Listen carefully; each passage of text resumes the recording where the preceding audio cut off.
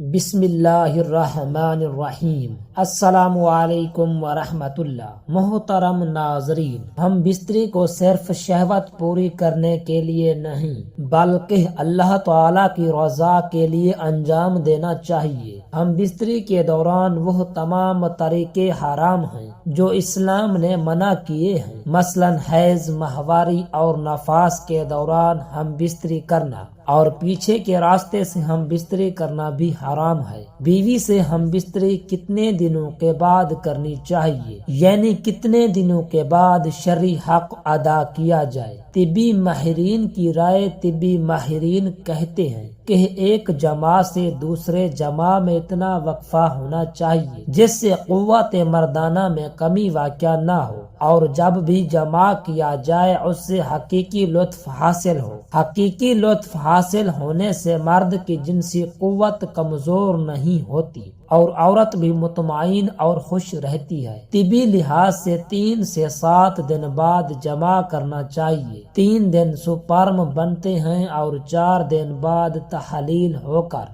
جسم کا حصہ بن جاتے ہیں، کیونکہ دن میں 2 بار یا روزانہ جماع کرنے سے چند ہی روز میں شدید کمزوری، سستی اور بلڈ پریشر کا مرض لاحق ہو سکتا ہے، اور اکثر جوڑوں کا پانی ختم ہو جاتا ہے۔ جوانی میں گھٹنے آواز کرنا شروع کر دیتے ہیں۔ اس نقصان کی کسی بھی صورت تلافی نہیں ہو سکتی۔ خلاف ورزی کرتے رہنے سے آخرکار افسوس کرنا پڑتا ہے۔ زیادہ منی کا اخراج بار بار نہیں ہو سکتا، کیونکہ یہ چیز انسانی جسم میں وافر مقدار میں نہیں بنتی۔ طبی لحاظ سے 4 سے 7 یوم بعد ہم بستری کرنے سے جسم میں کسی قسم کی یا کوئی کمزوری نہیں ہوتی، وہ قدرتی حقیقی لطف حاصل ہوتا ہے۔ تمام زندگی تک مختلف امراض سے بچا جا سکتا ہے۔ محترم ناظرین، خاوند اور بیوی سے متعلق کچھ معلومات آپ کے سامنے پیش کرنے جا رہا ہوں۔ تمام دوستوں سے گزارش ہے کہ میری ویڈیو کو مکمل دیکھیے گا۔ محترم ناظرین،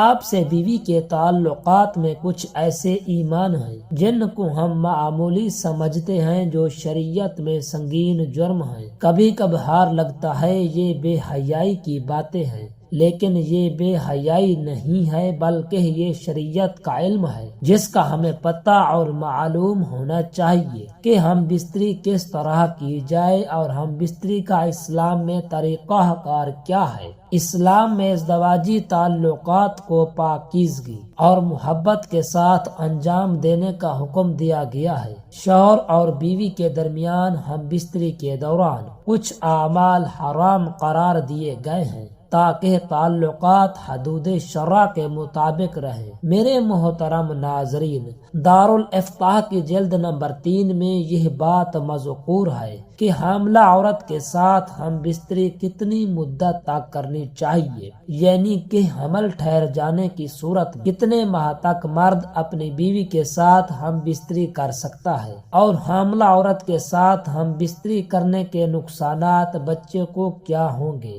اور عورت کو کیا ہوتے ہیں، اور حاملہ عورت کے ساتھ ہم بستری کرنے کے فائدے کیا ہیں۔ حدیث مبارکہ اور قرآن پاک کی روشنی میں آج کی اس معلوماتی ویڈیو کا بنانے کا مقصد یہ ہے کہ ہم تمام مسلمانوں کو یہ پتہ اور معلوم ہونا چاہیے کہ شریعت محمدیہ صلی اللہ علیہ وسلم میں حاملہ عورت کے ساتھ ہم بستری کب تک کر سکتے ہیں۔ محترم ناظرین، اپنی بیوی کے ساتھ ہم بستری کرنا سنت عمل ہے، اور سنت عمل جس نے ایک ادا کیا گویا اس نے 10 نیکیاں حاصل کی۔ حدیث صحیح مسلم میں حضرت عبداللہ بن عمر رضی اللہ تعالی عنہ فرماتے ہیں کہ اللہ تعالی ان میاں بیوی پر راضی ہوتا ہے جو سرد راتوں میں ہم بستری کرتے ہیں اور رب کے ڈر سے ٹھنڈے پانی سے غسل کرتے ہیں اور اس کی رضا پر راضی رہتے ہیں۔ اس وقت اللہ تعالی فرشتوں سے فرماتا ہے،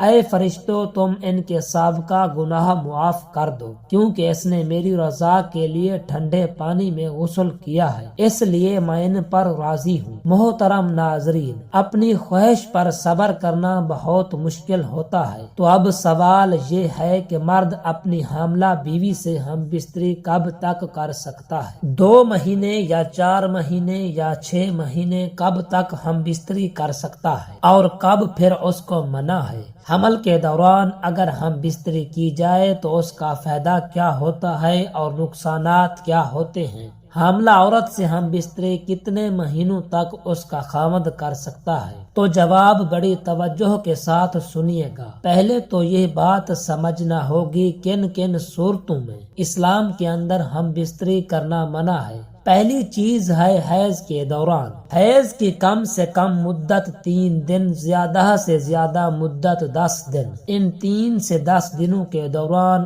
آپ ہم بستری نہیں کر سکتے اپنی حلال بیوی کے ساتھ۔ قرآن پاک نے عورت کے حیض کے ایام میں منع کر دیا ہے۔ ترجمہ اور مفہوم کچھ یوں ہے کہ وہ سوال کرتے ہیں نبی پاک صلی اللہ علیہ وسلم سے کہ حیض کے بارے میں، تو اللہ تعالیٰ کے قرآن پاک نے جب آپ کو کہہ دیا ہے کہ عورتوں سے جدا رہو حیض کے دنوں میں، تو حیض کے دن کتنے ہیں؟ کم سے کم 3 دن اور زیادہ سے زیادہ 10 دن۔ تو حیض کے دنوں میں بچ کر رہنا چاہیے۔ محترم ناظرین، دوسری جگہ شریعت محمدیہ صلی اللہ علیہ وآلہ وسلم نے جو قید اور منع فرمایا ہے اپنی حلال بیوی سے ہم بستری کرنے کو، وہ ہے نفاس کے دنوں میں۔ نفاس کیا ہوتا ہے؟ جب بچے کی پیدائش ہوتی ہے، اس کے بعد عورت کی شرم گاہ سے خون آتا رہتا ہے، نجاست آتی رہتی ہے، جب تک نجاست بند نہ ہو جائے۔ جب بچہ پیدا ہو جائے، اس کی مدت نجاست رہنے کی کیا ہے؟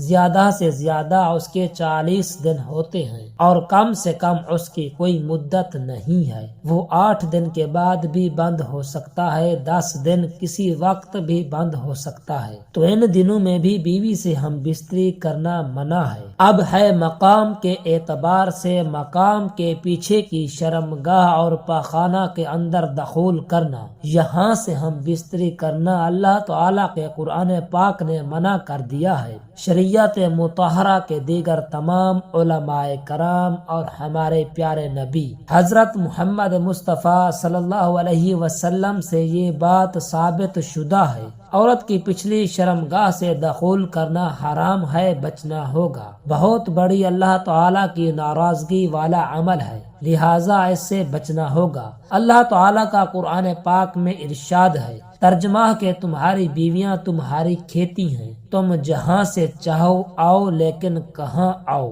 حرف کے اندر یعنی کھیتی کے اندر، کھیتی وہ ہوتی ہے جس کے اندر بیج ڈالا جاتا ہے تو بیج اگتا ہے۔ غالب امکان یہی ہوتا ہے کوئی بیماری لگ جائے، کوئی اور مسئلہ بن جائے تو وہ الگ بات ہے، لیکن غالب گمان کیا ہوتا ہے کہ وہاں سے کھیت اگتا ہے۔ جس کھیتی کے اندر بیج ڈالا جاتا ہے تو بیج کی جگہ حرف جس کو کہا گیا ہے وہ آگے کی شرمگاہ ہے، بیوی کی پیچھے کی نہیں۔ وہ پاخانہ ہے، پاخانے کی جگہ ہے، نجاست ہے، اس سے بچنا ہوگا۔ تو اب آتے ہیں آج کا جو سوال ہے، کب تک حاملہ بیوی کے ساتھ ہم بستری کب تک کر سکتے ہیں؟ تو جواب بڑا واضح ہے۔ شریعت مطہرہ اسلام کے تمام ماخذ قرآن، حدیث اور اجماع یہ سارے آپ کو اجازت دیتے ہیں کہ آپ جب چاہیں، یعنی اگلے دن بچے کی پیدائش ہونے والی ہے، اس سے پہلے آپ اگر ہم بستری کرنا چاہتے ہیں تو کر سکتے ہیں، آداب اور اپنی بیوی کی صحت کو دیکھتے ہوئے۔ لیڈی ڈاکٹر سے مشورہ کرنے کے بعد آپ کے ہم بستری کرنے سے بچے کو کوئی تکلیف نہ ہو اور بیوی کو کوئی تکلیف نہ ہو، کسی قسم کا نقص پیدا ہو سکتا ہے، کوئی پریشانی اس سے ہو سکتی ہے، تو پھر آپ کو صبر کرنا ہوگا۔ اور اگر اس طرح کا کوئی خدشہ نہیں ہے، کوئی امکان نہیں ہے، تو آپ آزاد ہیں، جب چاہیں جیسے چاہیں، آپ کی بیوی کے لیے آسانی ہو، اس کو تکلیف نہ ہو، بیوی کو بھی تکلیف نہ ہو، بچے کو بھی تکلیف نہ ہو، صرف یہی چیز آپ نے سامنے رکھنی ہے۔ باقی سب کچھ لوگوں کی باتیں اپنی اپنی جگہ پر، ان کو نہیں دیکھنا، صرف اور صرف شریعت مطہرہ آپ کو اس حوالے سے آزاد چھوڑ رہی ہے۔ صرف آپ نے ڈاکٹر کی رائے کا احترام کرنا ہے۔ لیڈی ڈاکٹر جو مستند مسلمان ڈاکٹر ہونا لازمی ہے۔ حاملہ بیوی کے ساتھ ہم بستری کرنے کے فوائد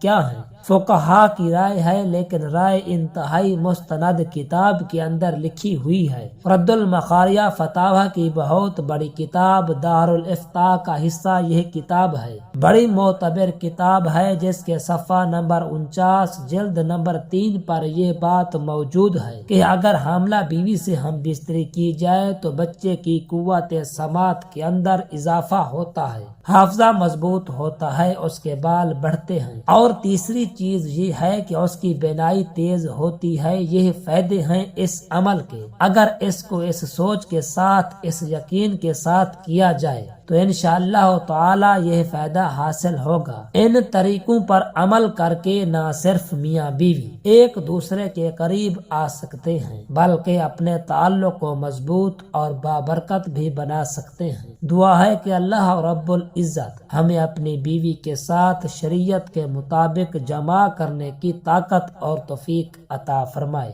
آمین ثم آمین۔ جزاک اللہ۔